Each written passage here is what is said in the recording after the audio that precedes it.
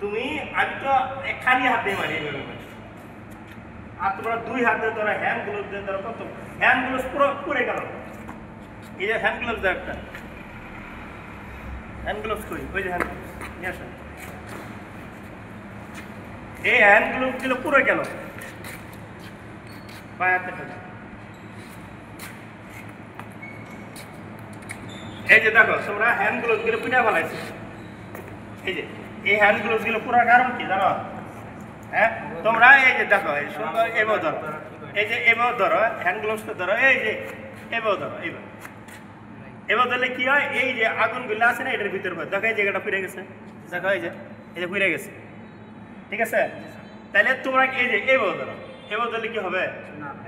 তোমাকে ধরতে হবে এইভাবে, এবার ধরা, এই যে দেখো আগুনটা কি এই দিকে পড়ে যেতেছে, তাহলে তোমার একদম ইজি হইলো না জিনিসটা। এই যে তোমরা দরকার এইভাবে,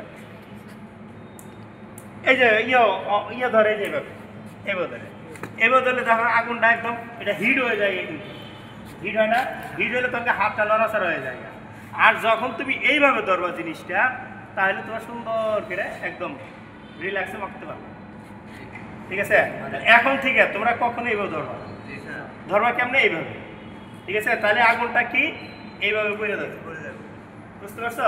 আর এটা অ্যাঙ্গেল করে দিবা, অ্যাঙ্গেল করে এইভাবে ধরবা, অ্যাঙ্গেল করে এইভাবে ধরবা। যখন তোমাদের ছিটা শেষ হয়ে যাবে, তখন যেমনি ইচ্ছে সেমনি মারবা, কর্নিং শিপেটা তখন কাজ করবা, তখন কেমনি এদিকে দেয়, এইদিকে মারা, এদিকে মারা লাগে, ওদিকে মানে কত হেভি জিনিস। যখন শিখা শেষ হয়ে যাবো না, যখন তুমি শিক্ষা ফেলাবা, তখন যেমনি মারো সেমনি হবে।